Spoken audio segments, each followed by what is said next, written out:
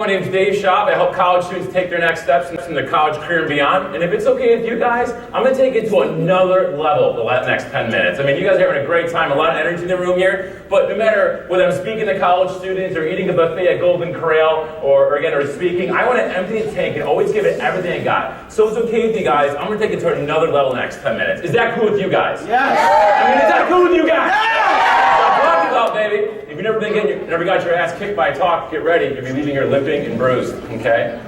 Hopefully we got a first aid kit. So anyways, I want to talk about why do 50% of college students, why don't they graduate? Maybe you didn't know that. Why do they not graduate? A lot of different things, right? Why do leaders burn out? Why do people give up? And why do people get grumpy as they get older? Or some get grumpy when they get older, right? Why is that? It's because we stop taking next steps. We stop taking next. We stop seeing light at the end of the tunnel. We start getting stagnant and slowly, even subconsciously, start living an apathetic life because we stop taking next steps. We don't see a reason for things. So you're like, Dave, what's the next step? I know your whole slogan is you help college students take a next step. What is that? A next step is when you make a decision or any decision to move forward into greater freedom and purpose.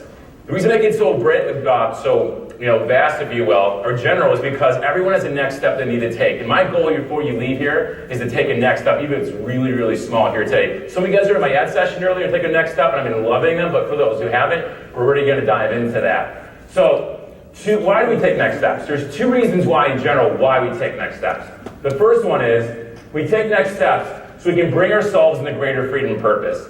What's great about life is there's always more. There's always more freedom to be had. And if we stop taking next steps, life can start being distracted, be stagnant. We just kind of go with life and what it has for us, but sometimes it's not really much, if you ask me, if we're not being intentional here. In college, we have to be intentional, especially student leaders, because if we're not, then things just get distracted. Does anybody get distracted really easily? Like me, I have the worst ADD in the world. There's a fly in the room, it's over. Game over, pack it up, call it a day. So when we take our next steps, we're actually creating space for others to take theirs. In fact, anybody ever hear some really good advice before and you're like, man, I wish you just took your own advice? Yeah. Right? But here's the thing, we teach what we know, we reproduce who we are. We teach what we know, but we reproduce who we are. And one of my favorite sayings of all time is, I can't hear what you're saying because your actions are speaking too loud. I just can't hear what you're saying. So if we want to help people take their next steps and take our campus to the next level, we have to take next steps first, which is my next point.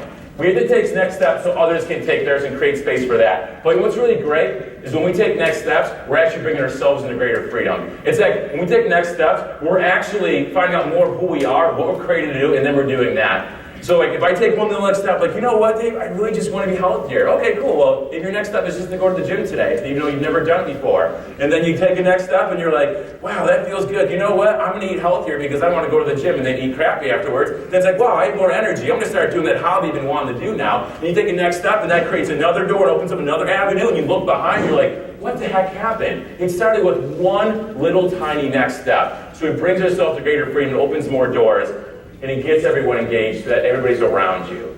Because again, people say so much, people talk so much. Aren't you guys like being slick and preach that, by the way? Like you're being slick and preach that. It's like, why don't we just live what we actually want to do? So when we're doing that, we're creating space for others to take their next steps. We're actually promoting it through our actions. So 2 tips for taking next steps. How many tips? 2 tips. So if you're on paper and pen, write this down, please. 2 tips to help you guys take next steps. Number 1, don't let apathy stop you from doing what you're called to do. And I want to drop this little piece on you. We don't take advice from apathetic people because we don't want to get to where they're going. We don't take advice from apathetic people because we don't want to get to where we're going. How many times do people do not do what they feel like their passion, what their heart's called to do because of what someone said to them or the apathy of others? How come people, some people stop doing sports or joining that club on school because someone said it was stupid or it wasn't good enough or someone said something apathetic towards them? Again, we don't take advice from apathetic people because we don't want to get to where they're going. So maybe that's your next step, to stop receiving apathy from people and to do what you feel like you're called to do in your gifts and your unique. Because you are made to impact here. You guys have people, the influence that I can never reach. I can never reach in a million years. You guys have a gift that I don't have. You have a passion or purpose or a destiny that I can never fulfill. Don't let apathy stop you from doing so. Because here's the thing, in case you don't know, and for those who weren't in my ed session earlier, I was arrested 5 times before I was 20. I had a record. I beat up some kid when I was 20 years old, and the kid I beat up, his uncle was a Supreme Court judge for 44 years. I hit the wrong dude, would you say? Okay? And then my dad was in prison until I was 14 years of age. I couldn't meet him until I was 14. My mom got remarried when I was 8, but he was an alcoholic. He abruptly left my family when I was 17, leaving behind 2 daughters, my 2 half-sisters. So you can see I had the greatest influence in my life. So if you're doing anything better than that, and you're at 20 years old or younger, you're doing a lot better than I was, let's just say. But you know what? I guess kind of like Del said, I started 2 businesses from the ground up before I was 26. You know many people told me along the way, Dave, you can't do that. Look at your record. Look at your past. You can really take care of yourself. Look at the mess you were or were at that point. If I listened to the apathy of others, I wouldn't be here today. I wouldn't be speaking here today. I wouldn't have written 2 books. Don't listen to the apathy of others. That's what it is. All right. Number 2, blame others for what is right, not for what is wrong.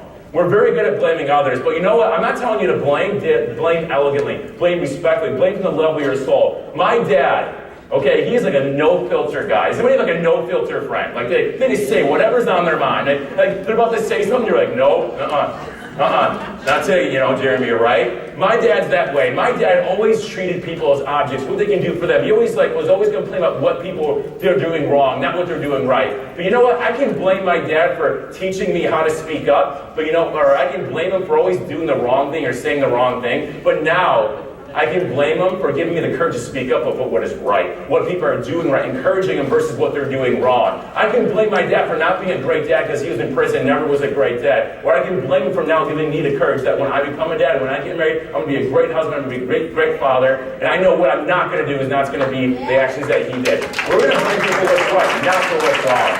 If we're going to blame people for the shit in our life, we're going to blame for what's right too. Yeah. All right? That felt good to say.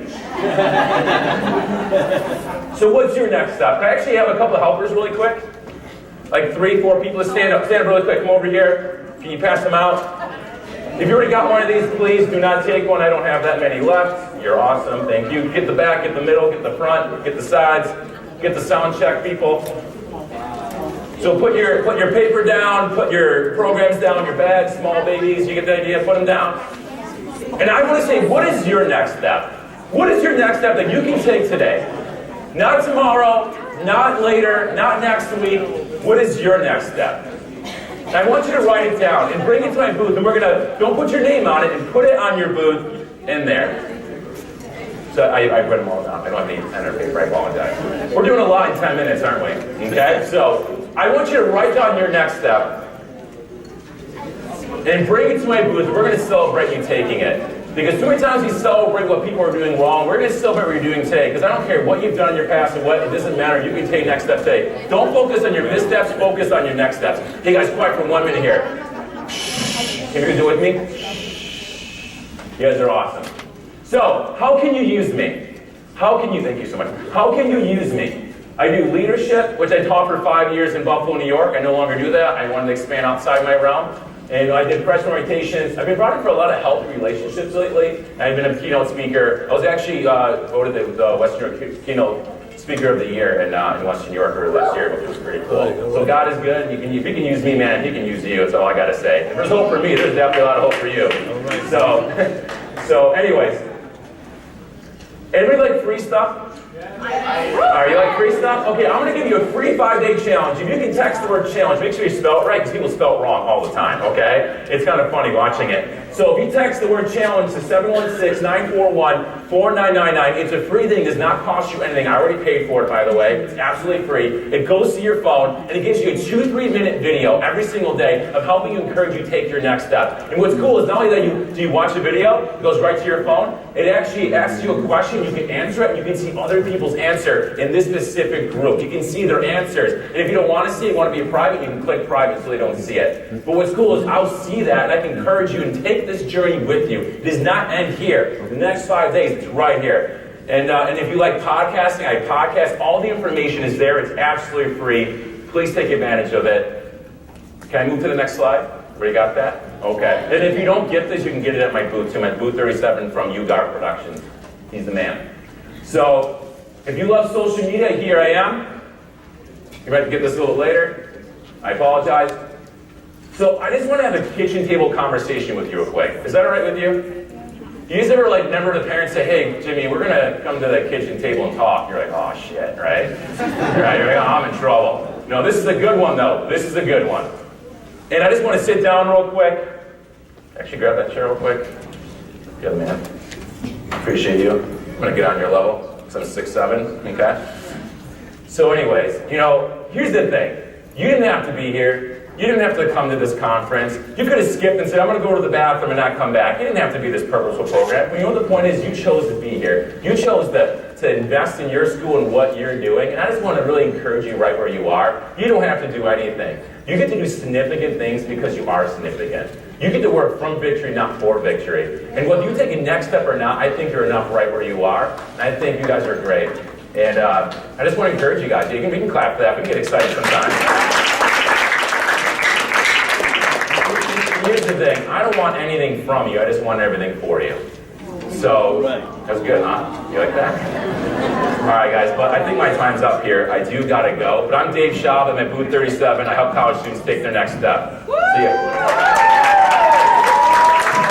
Alright, y'all give it up to Dave Schaub. One more time. Absolutely. Yeah. Great stuff, great message. Feeling good?